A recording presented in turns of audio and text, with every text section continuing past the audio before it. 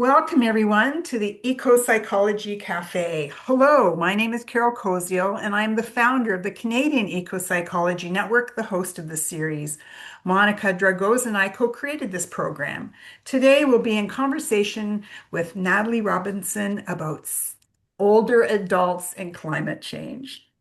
But before we start, I'd like to acknowledge that I live in the traditional territory of the ancestral and unceded territory of the Mi'kmaq people under the treaties of peace and friendship. And I invite all of us to take a moment to remember the traditional territories we reside in various parts of our interconnected world. Now, a little bit about our guest. Nathalie Robinson graduated in 2021 with her Master's of Arts in Counselling and Spirituality from St. Paul University in Ottawa, Ontario. She is currently furthering her education in a Ph.D. program in counseling and spirituality as well. Nathalie is a registered psychotherapist via the College of Registered Psychotherapists of Ontario, CRPO. She has been involved in several research projects, including Ecovisions, where she has been both a research assistant and collaborator for over 4 years. Her passion for connecting with nature and older adults has led her to volunteer with various community centers and organizations in the Ottawa region and surrounding areas. Welcome, Nathalie. Thank you for sharing your time and wisdom with us. And now the airwaves are yours. Thank you very much, Carol. I'm very happy to be here today. I'll just share my screen. All right. Okay. So today I'll be looking at talking a little bit more about the links between Canadian older adults' perceptions, emotional, and adaptive responses to climate change.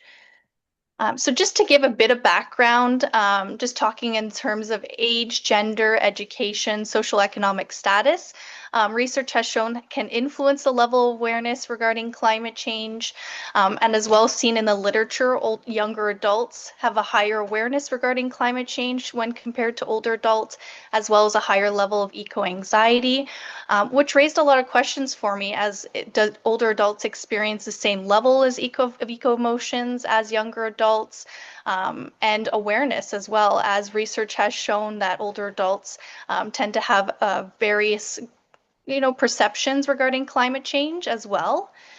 And kind of with the research and kind of what I kind of understood a little bit more is we have these two phenomenons that are really happening where kind of climate change is happening and continuously evolving, and as well as the aging of our population as well. Statistics in Canada show that by 2031, 1 in every 4 Canadian will be the age of 65 and above. And then by 2061, the older adult population in Canada will reach 12 million. And as well, kind of as we seek the Intergovernmental Climate Change Network as well kind of shows that unprecedented rates of climate change continue to shift as we go along as well. So it's very interesting, kind of these two paradoxes are happening and phenomenon at the same time. As kind of looking a little bit more at older adults' experiences, they kind of encountered various different experiences regarding nature throughout their life as well. Maybe when they were younger and it shifted as they got older as well. Maybe they had more experiences of nature when they were younger and not so much as they got older as well.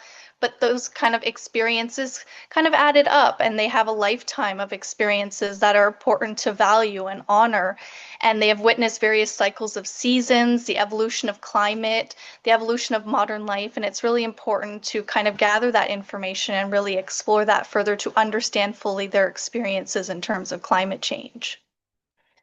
The theory of gerotranscendence explores and it kind of reflects the importance for older adults to reflect on their experiences and past experiences that have really brought up any conflicts or feelings of despair. And it really highlights this shift for older adults away from self, away from ego, and to shift kind of elements beyond themselves and to the natural world around them, and really kind of open and kind of take in kind of that the sacredness as well and spirituality, which I'll talk a little bit more later. But it's interesting, this shift, as well as has kind of decades upon decades of experiences of nature and climate change as well. Older adults research has shown that older adults have an eagerness to connect with the natural world around. They feel a part of it. They feel a sense of responsibility to protect it. They'll provide information regarding, which provides more information regarding the relationship with nature. There's also kind of been this shift in the last 45 years in the way the Western world has viewed ecological issues, which I'll talk a little bit more about.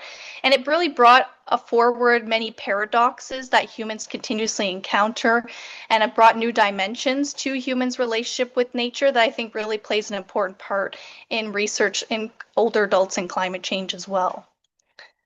So some of the paradoxes that came to light around this shift kind of over 45 years ago was around the influence of humans having on the fragility and the vulnerability of the natural world, that humans seem to not be bound by the constraints of nature as well. And these paradoxical shift around kind of this duality that nature can have a calming effect and can help buffer emotional responses, but can also bring about a lot of worries and a lot of anxiety provoking as well. So to talk a little bit more about this ecological paradigm. So over the last 45 years, that Western way of living has been challenged a little bit more, and kind of our consumer norms and ecological norms are in this paradoxical flux, where our norms focus more on the growth aimed at prosperity and progress, technological developments, and liberal economy has kind of presented these limits to this growth. And as people realize these limits to the growth a little bit more, the need to focus more on this ecological vision of the world came about. And instead of kind of focusing more on an anthropocentric view of the world, it kind of focused more on an ecological vision. And this came known as more the new environmental paradigm afterwards, which focused on ecological worldviews, which is kind of about humans are a part of the natural world around them and that sense of responsibility to protect it and its species around them. It was also hypothesized that these worldviews related to a coherent cognitive structure that became to raise other questions regarding the importance of these ideas in the general population.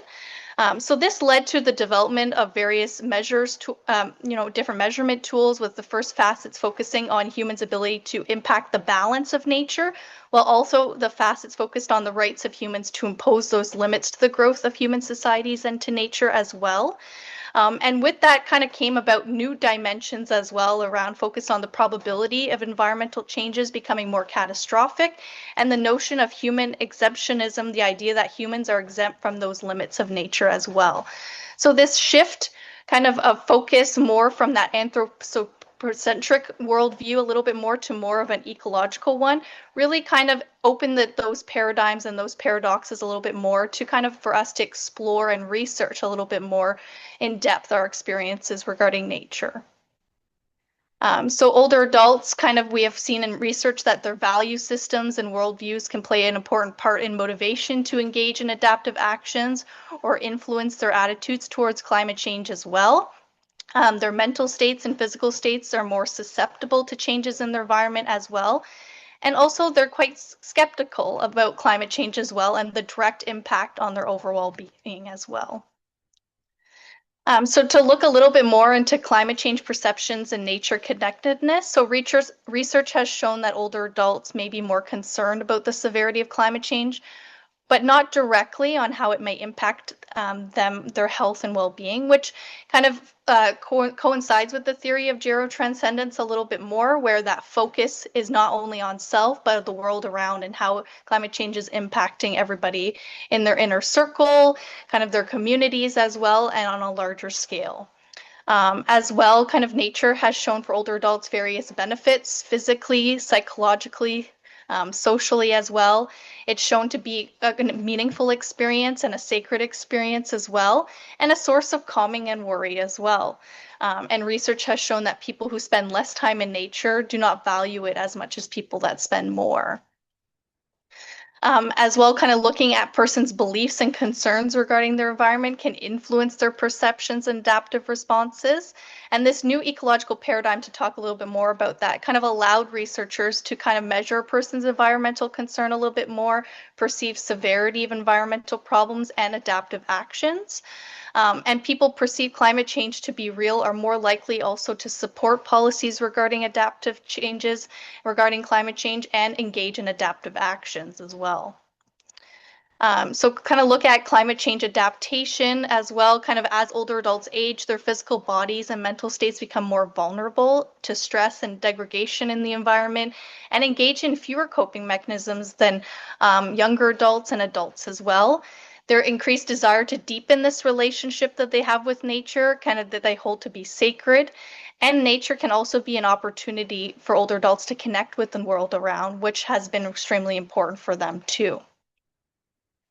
They also kind of have experienced multiple challenges and various stressors, which may have left older adults maybe feeling sense of regret, failure, and guilt.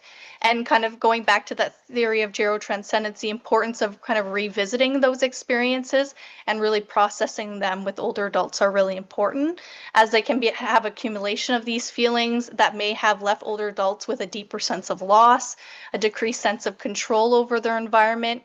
And being a part of that environment has been such a critical need and a part of their lives for so long that these challenges may also evolve to more existential in nature, more worries about death and dying and the process of aging as well. So it's really important because there's multiple layers, and it's important for older adults that we explore all those layers and honor all those layers as well.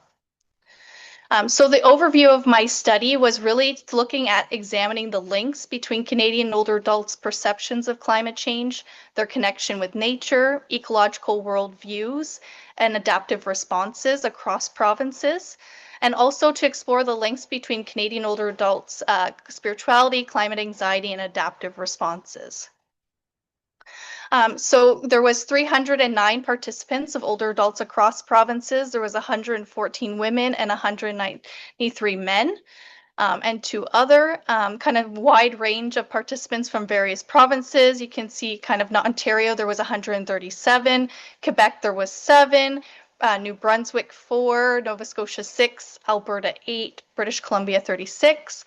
The average age of the participants were 73 years old. The average of years of their education was 8, and their social economic status was about 18,000, and the average on the societal scale was lower middle class with steady employment as well. So to look a little bit into the measures, so kind of looked at a variety of different measures, climate change perceptions. We used a brief nature relatedness scale to explore more their nature connectedness, the new ecological paradigm to explore more their ecological worldviews, and adaptive responses. We looked at 2 different scales, so climate change coping strategies and the climate change psychological adaptation scale. And then we also used the climate anxiety scale as well when measuring the climate anxiety. So just to give a brief, I just wanted to kind of touch a little bit on an example of the different questions. Now, each scale had their own Likert scale that was kind of focused on kind of that specific measure. But for the climate change perception scale, kind of a typical question that was asked is, I believe that climate change is real. Human activities are a major cause of climate change. Climate change will bring about serious negative consequences. So that was some of the examples of the questions that were asked. For the brief nature relatedness scale, looking at what their ideal vacation spot would be in a remote wilderness area. I always think about my actions and how it affects the environment. My connection with nature and the environment is a part of spirituality. The new ecological paradigm kind of was asked, humans have the right to modify the natural environment to suit their needs. Do they strongly disagree or agree? Humans are severely abusing the environment, as well as plants and animals have as much of a right as humans to exist. So those are some of the examples of the questions that were asked to the participants. In terms of the adaptation scales, I have changed the way I think about environmental problems. When considering these challenges of climate change, it is important to look for things that I can address and change in my everyday life. As well, it looked into various coping strategies, which I'll talk more about further on in the presentation. So one of the coping strategies is coping through meaning. So I have faith in humanity. We can fix all kinds of problems. Problem-focused coping. So I'm searching, I'm taking action and seeing what I can do personally. Through distancing, I can take a step back and allow myself to take care of myself. Coping through relativization is I tell myself that people have solved bigger problems and therefore will be able to get these problems under control. And emotion-focused coping is I kind of tell how I feel about climate change. So I'll talk more in depth about each coping strategies, but those are some of the examples of the questions that we asked in terms of adaptive responses. So some of the results. So this is the exciting part. So to talk about more so the more Canadian older adults are connected with nature, the results showed the more they perceive climate change. The more Canadian older adults had more ecological worldviews, more they perceived climate change as well. And similar, as much as kind of more Canadian adults had more ecological worldviews, the more they were connected with nature. And then the more the Canadian older adults experience climate anxiety, the more they perceive climate change. And then similarly, that the more Canadian adults experience climate anxiety, the more they were connected with nature. Now, this brings about kind of a multifaceted picture of Canadian older adults' experiences in terms of climate change, where there's climate anxiety happening, more ecological worldviews, beliefs, maybe kind of more unconscious or consciously as well. It also kind of shows that there's a lot happening based on their past experiences and it's kind of really kind of impacting how they're adapting as well. Kind of as well, it shows their nature connectedness, which research has shown is so important for older adults as well. But it also highlights this important paradox where nature can be both anxiety provoking and it also can bring a calming effect as well. And I think with work with clients, as a psychotherapist, it's really important to highlight that and to kind of look at older adults' experiences very multifaceted, where it's important that they are connected with nature, as there's so many benefits that I'll talk a little bit more about, where also it could be a sense of worry for them, that it's important to explore that with them and help kind of cope better with that as well. And kind of as well, some of the analysis, what we did is looked at the relationship between ecological worldviews, climate change perception, and adaptive responses. And through the mediation models, really kind of the results that came about was that ecological worldviews and climate change perceptions partially impacted their relationship with adaptive responses for Canadian older adults, specifically in terms of the coping strategies of psychological adaptation, problem-focused coping, and emotion-focused coping, which are main coping strategies, as well as psychological adaptation is about kind of refocusing, reorienting to the problem, kind of preparing ourselves to take action. Problem-focused coping is really kind of gathering all that information and taking either local action or greater action as well. And the emotion-focused coping is more about kind of coping with those negative emotions that are coming up and really processing them. And it aligns with the research that's out there where kind of person's beliefs and climate change perceptions has shown to impact their adaptive responses. So I think it is important that kind of, with older adults that we talk through those worldviews and beliefs as well in a very ethical and neutral way as well. But it's important to really kind of encompass an older adult's experience, both physically, psychologically, socially, and spiritually all together. And in terms of coping strategies of relativization, meaning-focused coping, and distance, it also aligns with the research that says that those are more maladaptive coping strategies, and it's it aligns with the fact that old Canadian older adults perceive climate change less in those terms when they're using those adaptive strategies, where they're distancing themselves more from the problem. They're kind of not taking that personal stance as well, kind of seeing that kind of others around them can take care of the problem as well. And meaning-focused coping is about kind of looking beyond the problem, kind of finding that positivity as well, kind of reimagining the future, kind of revisiting those past experiences as well. So it's really interesting how kind of it's all interconnected. And to talk a little bit more about kind of this paradox, It's really important for older adults as nature-based approaches has shown to foster well-being and mental health as well, specifically in terms of animal-assisted therapy. Physiologically, it's shown to promote successful aging, prevent chronic illnesses, and minimize debilitating effects. Psychologically, reduce loneliness, which has shown that social isolation is really an important factor for older adults and is a big concern, especially in terms of older adults who are men as well, kind of seen that there's a lot of suicidality that's overlooked in terms of loneliness and social isolation. So it's important to take that into consideration, as well as kind of clinically kind of allows a person to feel a sense of emotional safety with the animal, kind of helps individuals be able to cope with environmental changes. Gardening, in terms of research, has really shown to be the most common physical activity of older adults. It helps reduce a risk of morbidity and mortality, better immune functioning, and stress reduction as well, helps with depressive feelings.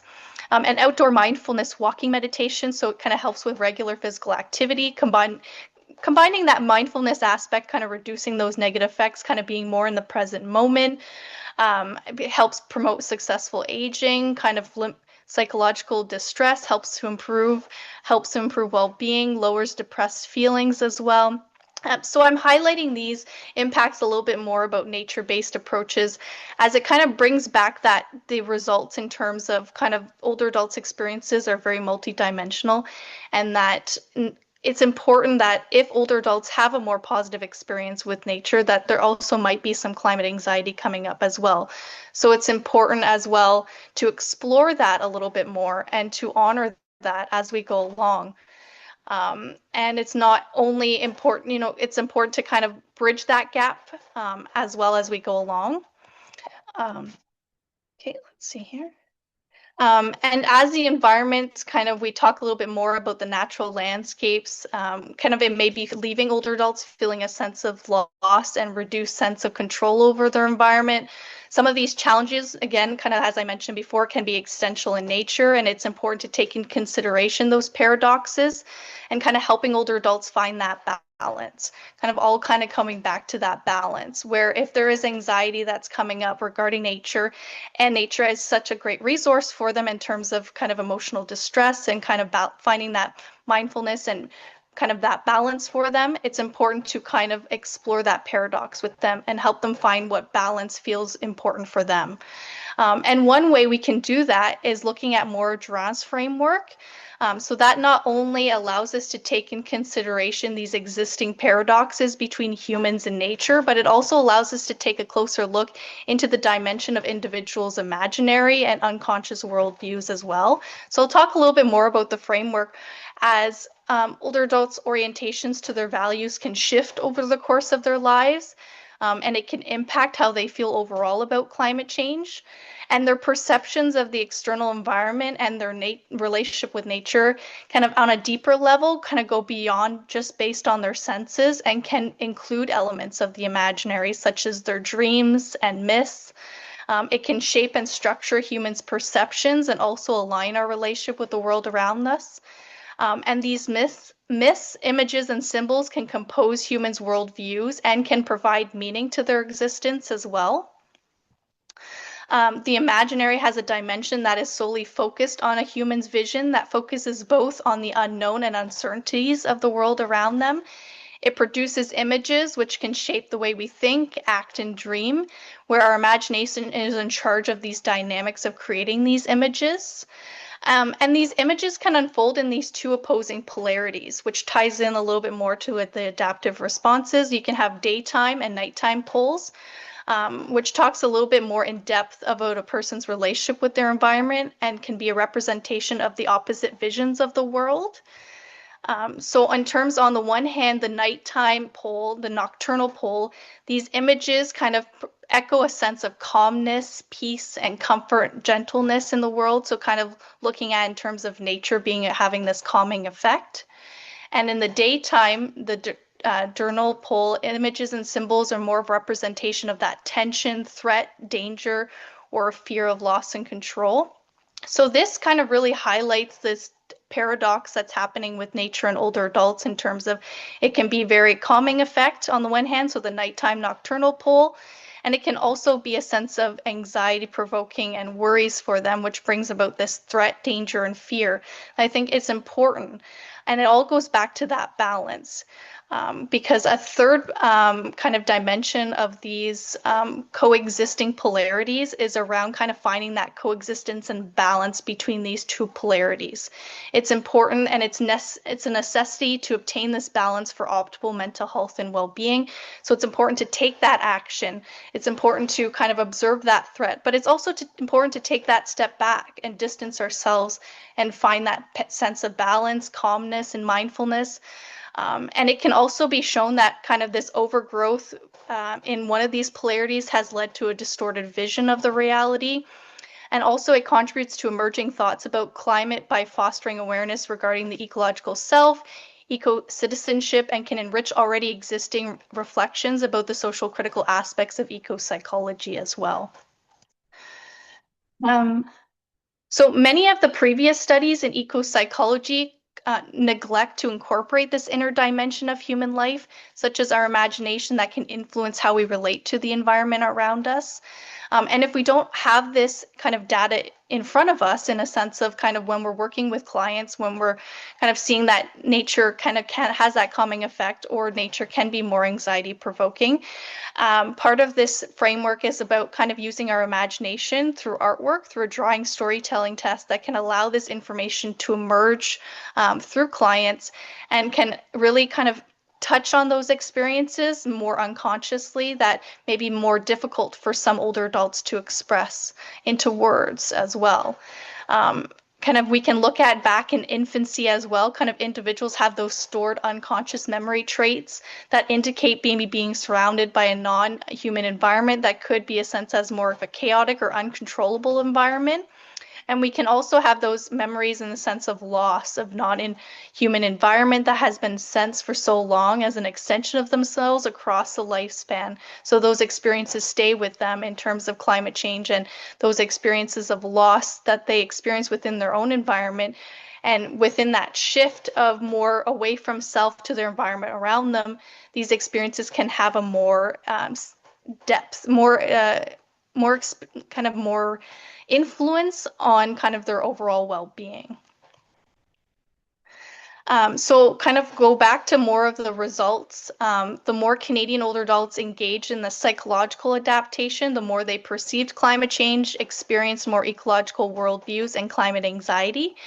So touch a little bit more about psychological adaptation. It focuses more on the intra and extra individual processes in terms of motivational responses, decision making, information seeking, and it also reorients a person to the problem itself and emphasizes one's willingness to do something about it. So kind of taking that action as well. And looking more at other results, kind of more the Canadian older adults engage in meaning-focused coping, the more they perceived climate change. Meaning-focused coping really focuses on finding that positive meaning, like I mentioned, revisiting goals, reimagining the future. For older adults, it would be more kind of revisiting and reconciling those past experiences, where research has shown that older adults tend to not kind of look into the future as much as the past. So it'd be important to look at more of those past experiences. As well as leaning more upon their spiritual beliefs, that increased desire to deepen their relationship with what they hold to be sacred and such as nature, and also to reflect on those experiences, as spirituality can be a great resource for older adults to support them in navigating these challenges. Nature has been seen to be a meaningful connection and a sacred connection for them. And there's quite this shift in the aging process that can increase the significance of spirituality in one's life as they age, as well as it can be a vital component to help them cope with environmental changes, and as well to kind of help improve physical and mental health as well. So it's important to, again, kind of look at the encompass older adult in terms of what's happening physically, psychologically, socially, and spiritually as well. In terms of as Canadian older adults engage in more problem-focused coping, the more they perceived climate change, the more they connected with nature, the more they experience ecological worldview, climate anxiety, and adapt to climate change through the psychological adaptation as well, which is important and it kind of aligns with the research that's already done, where it shows that kind of problem-focused coping is more adaptive way of coping. Psychological adaptation is reorienting ourselves with this kind of with the challenges that are happening as well, kind of providing more information as well. But it also is coming back to that paradox and finding that balance that's important, where some Canadian older adults also engage in distance coping and perceive less regarding climate change as well. So kind of helping those older adults that are distancing self more a little bit to kind of find that balance that feels right for them. Distancing can either be consciously or maybe unconsciously distancing themselves from the problem due to their intense awareness regarding climate change. So it really shows the importance of not only taking action for older adults, but also finding that balance and distancing themselves as well. Research has shown that eco-anxiety and ecological grief are very intertwined together, so they come together as well, and it kind of shows up within when we're taking action, when we're taking that step forward. That's important as well to take that step back and include more self-care, mindfulness, maybe nature-based practices, depending on kind of how much anxiety is coming up with the environmental changes happening around them, and also leaving space for that ecological grief that's coming up and kind of helping them through that as well. And kind of I'll talk a little bit more about a framework that can help explore that ecological anxiety a little bit more.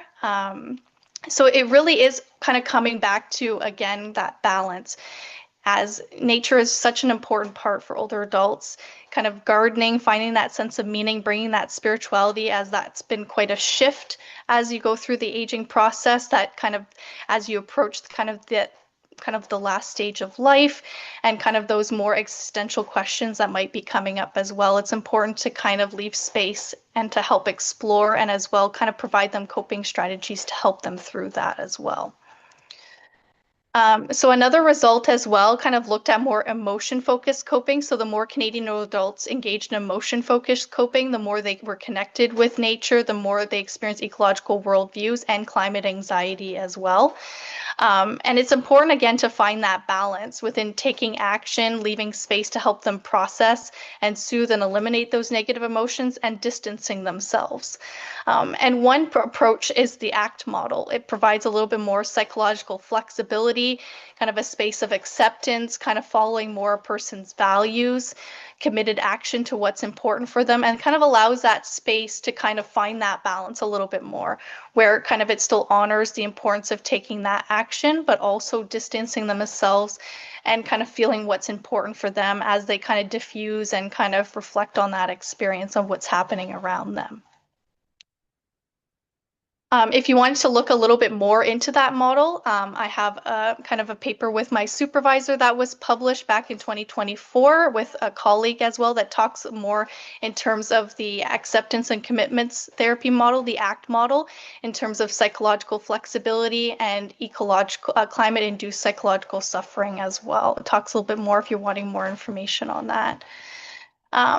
And kind of to talk a little bit more about the coping strategies, the more Canadian older adults engaged in coping through relativization, which is, again, focusing on the discrepancy between what's actually happening and the normal state of the problem. So kind of leaving the problem being less important and less intermediate. It's more into the future, and it's not happening right in this moment. And what we've seen is that Canadian older adults perceive less climate change when coping through this strategy, as well as experience less ecological worldviews as well. So it kind of really shows that there's a lot of Canadian older adults who are adapting through climate change in more of an adaptive strategy model through problem-focused coping, emotion-focused coping, and psychological adaptation.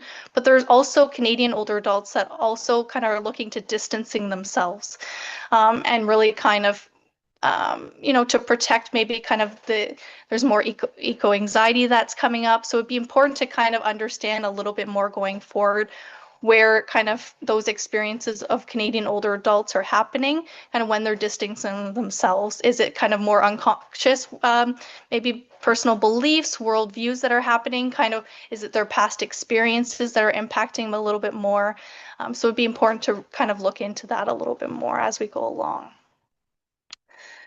Okay, so that kind of brings us to kind of the end of kind of the results as well. Again, this is only the first phase of my thesis. There's kind of multiple layers. So I touched a little bit more on imaginary and really kind of going through that drawing storytelling test that I briefly mentioned as well.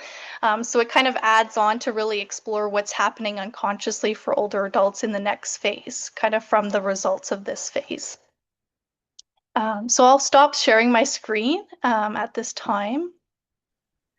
Thank you, Natalie. And I'm going to remove your spotlight so we can be in group. Super. Thank you so much. From an academic perspective, that was very well done. I really appreciated that. Interesting new concepts for me to kind of chew on as an older adult. So, so thank you. Thank you. That Thank was very interesting. Um, Monica, do you have any comments or questions to jump out? And I'm not sure if I didn't quite catch this at the beginning, but when you say perceived climate change, are you talking about degree or extent, or how much? Could you speak to that a little bit? Maybe more. Absolutely. So it's kind of about kind of there's multiple dimensions to perceptions as well. So I feel like there's more of a like a limitation to this portion of the thesis on kind of how we looked at perceptions, but it's more about kind of how they're perceiving what's happening. So kind of it could be risk appraisal, kind of like that risk aspect as well. So I would say it's more along the lines of kind of the risk that they see in terms of and their belief as well, kind of like I believe that climate change is real. So it touches more on that, which I think misses a lot more other dimensions. So there's limitations to the scale that was used. So I hope that answers your question a little bit in terms of like it's very specific in terms of kind of that dimension of climate change perception that we're looking at least in this phase. So it's very cognitive based strategies. Hmm. Were you surprised by the people in your study, in your group, like that express skepticism, or was this a group who did you find that there was a lot of acceptance of climate changes as real? Um, I would say there's a lot more acceptance than I thought. I kind of kind of one of my biases going in is kind of based on the literature of it that being such a wide range of responses from older adults that I'm actually surprised about how much their perceptions and that older adults have more ecological like beliefs and worldviews that are impacting their adaptive responses, but that they're also still engaging in these, adaptive responses that are not maladaptive. They're actually adaptive. I'm honestly I was surprised and shocked about that aspect, and that there seems to be more older adults that are engaging in more of those adaptive responses than maladaptive. But I'm also, it raises a lot of questions of what's happening for older adults that they're wanting to distance themselves more. Is there something underlying? And I think maybe the second phase, kind of more that unconscious imaginary, kind of might bring up a little bit more those questions and answers that maybe is more difficult to put into words, maybe that might come up with that. Yeah. Thank you. Does anybody else have any questions or comments, either to unmute and shut out or to drop in the chat? Feel free. I have a question. Hi, Natalie. That was a wonderful talk. Thank you so much. Um, so Thank you. I'm in the United States, and here it seems like surveys indicate in general that the older Americans are the less likely they are to believe in climate change and also less likely to feel like they personally are being impacted or will be impacted. Um, and I'm and it seems like that's kind of the same trend you saw for Canada. Mm. It's interesting because on one hand, older people have a larger baseline to understand how the world has changed. Of course, they tend to be more conservative politically, Mhm. and so maybe feel more guilt about their role in it, right? That for a long time they've been hearing directly or indirectly that their generation is responsible for the problem. I mean, is that part of the maladaptive response, do you think, that people are distancing themselves from perhaps that guilt that they may be exposed to or feel? Absolutely. It could definitely be a part of that as kind of I seen kind of as through different parts of my thesis as I go along. There's a lot of that intergenerational concern about kind of what's coming after for their grandkids, for their children, and what the world is going to look like. And there's a kind of a lot of guilt that's coming up about kind of how maybe themselves and their actions have impacted that, and kind of maybe how that's trickled down as well. I've seen that on a smaller scale as well in terms of my thesis. I've also seen the political aspect on how cultural worldviews also has an impact into climate change. So I've done that more with my supervisor's research on a general scale, not just for Canadian older adults, but kind of that can also impact kind of how we perceive as well as our adaptive responses to climate change as well. So absolutely, I think guilt could be a kind of a major eco emotion that's coming up for them. Interesting. And I'll just mention, so I'm a professor at the University of Alaska, and as luck would have it, uh, yesterday I served as an outside reviewer on a dissertation committee for a woman who is studying the psychology of climate change here in Alaska, and she was looking specifically at how personal experience with the impacts of climate change, how that correlated with eco-anxiety and post-traumatic stress and that sort of thing. And it was very interesting to learn about the work that she's done. Have you looked into that at all or done anything related to how people's personal experiences, with like loss of their personal environment, seeing how, certain species that were there before are not there now, how that is impacting them psychologically? Absolutely. I've done it kind of in terms of like the Canadian adults population where we've seen that that kind of that impact of their personal experiences really impact kind of how they view the world as well, and kind of how they're adapting, kind of that they're distancing themselves more because they're more aware. So there's more climate anxiety coming up. And it's also kind of the third phase of my thesis where I specifically one-on-one with about 30 older adults, and we explore a little bit more their personal experiences and how that's impacted climate change. So that data is definitely incoming, but definitely really excited and interested on how kind of that personal dimension really impacts them, as I've seen it from an adult perspective from Canadians. Interesting.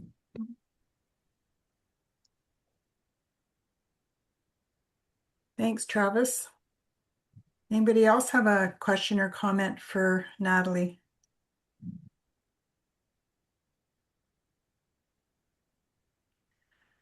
I have one. Earlier in your presentation, you identified three typical coping strategies for older adults, one being animal assisted, two Yep. being gardening, three being walking. And then I was just reflecting that two out of three of those are still kind of human centric. Humans control the relationship with animals, humans control the gardening. Um, is there any way to wean out the difference in perceptions and adaptions for human controlled nature connection versus wild nature? That's a really interesting perspective, Carol. I'm sure kind of I feel like within the measures that we use specifically in this phase that it wouldn't kind of be able to kind of control for that. But I think that's really important where kind of that sense of control over their environment that maybe has lessened over time, that it would be important because maybe they're more hesitant to engage in animal connections or the nature around. I've seen kind of from certain kind of older adults experiences, kind of from just kind of in my personal life and through research, that kind of that connection with nature is actually still quite strong, even though they may not perceive climate change or the threat of what's happening around them.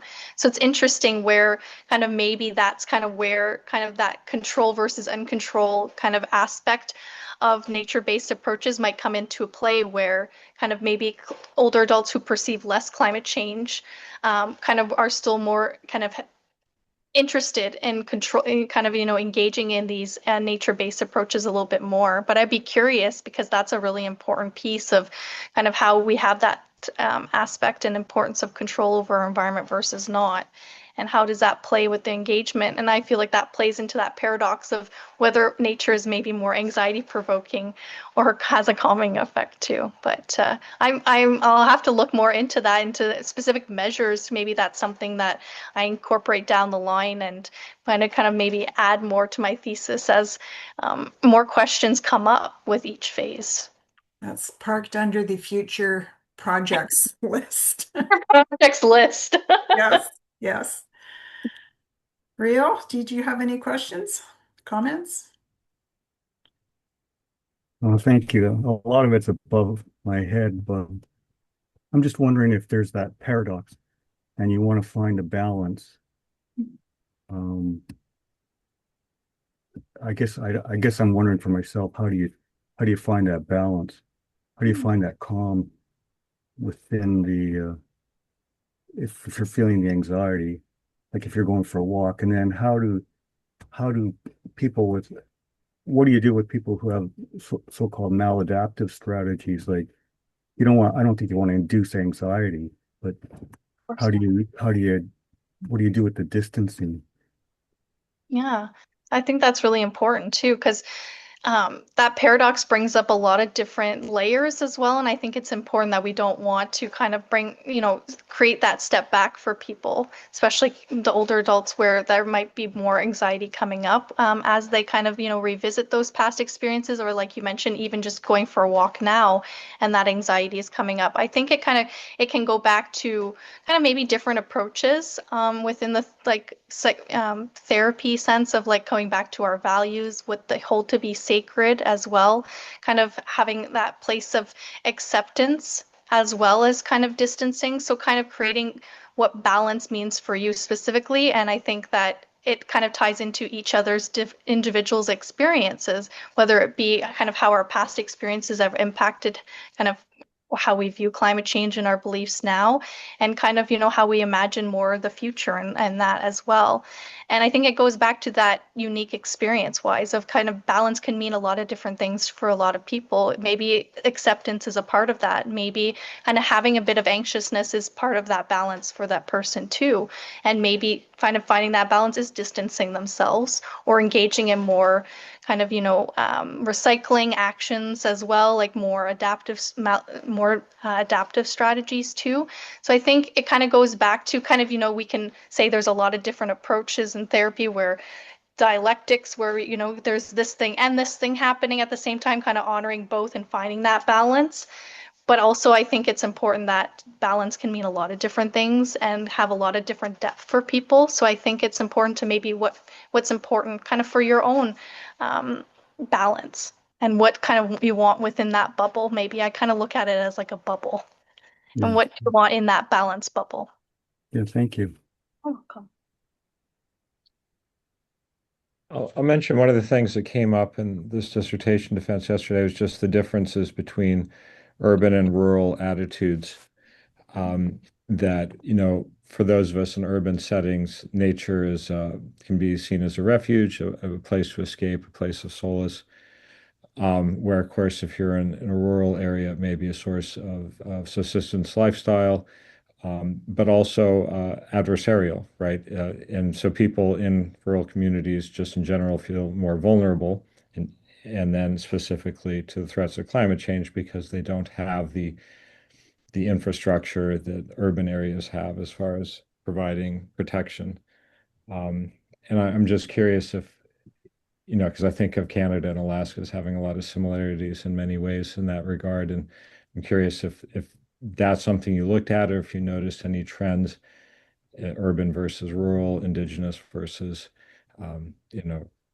non-Indigenous, if you have any thoughts on that. Yeah, thanks, Travis.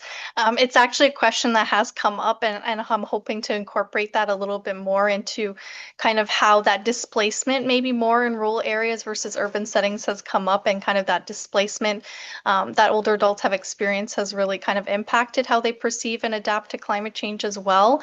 And kind of research has shown that I've seen kind of even within the interviews that I've done as well, that a lot of older adults maybe even have moved from rural areas due to limitations as well, kind of physically, psychologically as well, and socially. So kind of creating their own sense of community within kind of their environment now. So I think it kind of touches on that. It goes beyond maybe just the impacts of climate change for older adults, but more kind of physical limitations and kind of aspects of the aging process that come into play as well, and how that can impact their views and perceptions of climate change as well. There's a lot of older adults kind of that have had to move to maybe more urban settings, and kind of that moving away from that nature connectedness and maybe kind of that impact of control versus uncontrolled aspects of their environment come into play in that too. Interesting.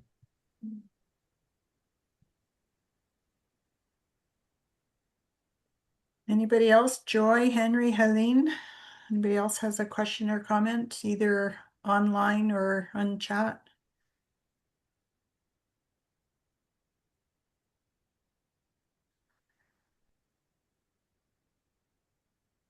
So my last question, Natalie, to you would be like, this is very interesting. It's like, so what's the so what answer to this research? So what? Yeah. And I think kind of, and I was thinking about that again too myself. I think it kind of shows the importance of maybe implementing more policies to kind of help kind of and really kind of show in terms of the psychological environment and in terms of clinicians as well, kind of really showing the kind of that there's more dimensions to older adults' experiences, and really focusing more on a cognitive strategy or an emotion strategy might kind of limit to those experiences, really getting that full picture. So I think it kind of opens the doors to kind of possibilities of different frameworks, psychology, and kind of going one step further. I think clinically it has really tremendous impacts, that there's a lot of adaptation happening that's not maladaptive. But it also kind of showcases that there's still kind of maladaptive coping strategies for Canadian older adults, and there's kind of multifaceted experiences for them where they're perceiving climate change maybe to be more serious. There's more eco-anxiety.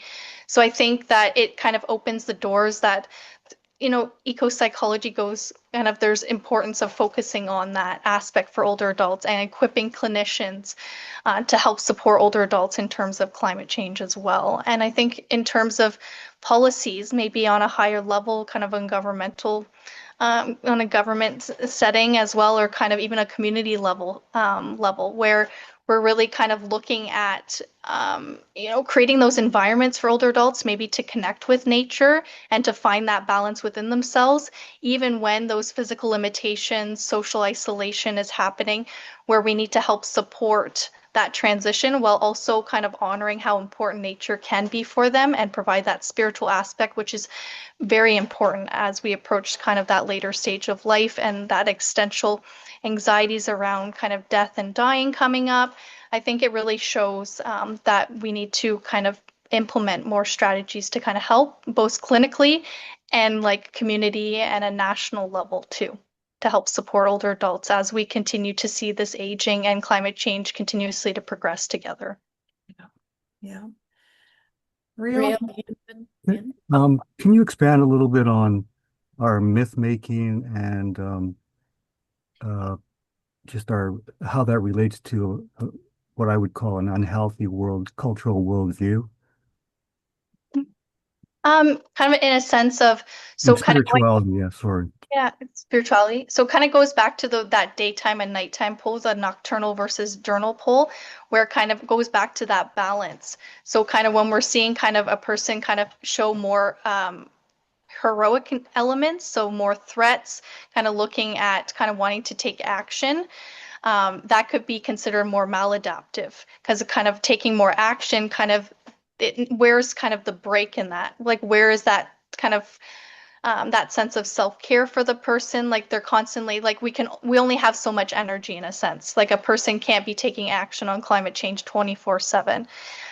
Or kind of in the sense of that the other pole as well, kind of the nighttime pole is more of kind of looking at that calmness as well, kind of not seeing the threat of climate change. That could also be considered maladaptive as well, because that could be considered more distancing themselves as well. So it kind of goes back to adaptive is about finding that balance of what feels right taking action and what's important to the person where they're taking that step back to kind of preserve their energy and take care of themselves, as well as we can't always be kind of taking action and doing things 24/7 as well. So that's kind of, hopefully that answers your question a little bit. Yeah, thanks. Thank you. I just wanted to ask maybe one more question. And when you talked about sort of the walking mindfulness dimension, I'm guessing that from that and the research, you would say that there's probably a place to have more programming like that for older adults, where they're able to kind of gather with other older adults and have that, sort of solitary but also communal experience of mindfulness and sensory kind of experience in nature. Yeah, absolutely. And I also kind of see the other aspect of a lot of physical limitations in term of retirement, long-term care facilities, where it's important to kind of with even eco art, so kind of different ways of bringing eco art into those settings, bringing even kind of older adults to kind of a picture window as well, kind of has shown to kind of help with our nervous system as well, this somatic nervous system a little bit more. We've seen even like elements of nature, like leaves, branches as well, kind of has helped. So I think it's important to have more programs, more communal, absolutely. But also, I think it's important that there's also kind of the physical limitations with the aging process that comes, that I think it's important to have more adaptive ways that kind of like to honor that as well, so that older adults that have more of those physical limitations are able to engage more in nature-based approaches too on a communal level.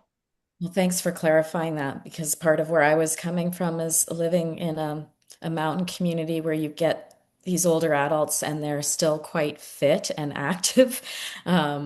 But of course, they're having issues around aging, but a higher need for community as well. Mhm. Absolutely. And as much as technology has been a wonderful aspect, there's still that limitations that come up with that, where there's that community aspect that we could incorporate more, but also that provides its own limitations too. So I think it really kind of coming together and finding ways kind of for each community that works to kind of help support older adults, I think is really important too. Yeah, and I'm glad you mentioned that about like windows. I did work in long-term care at one point too, and just the variety of experiences that you need to be able to offer people in order to have that connection.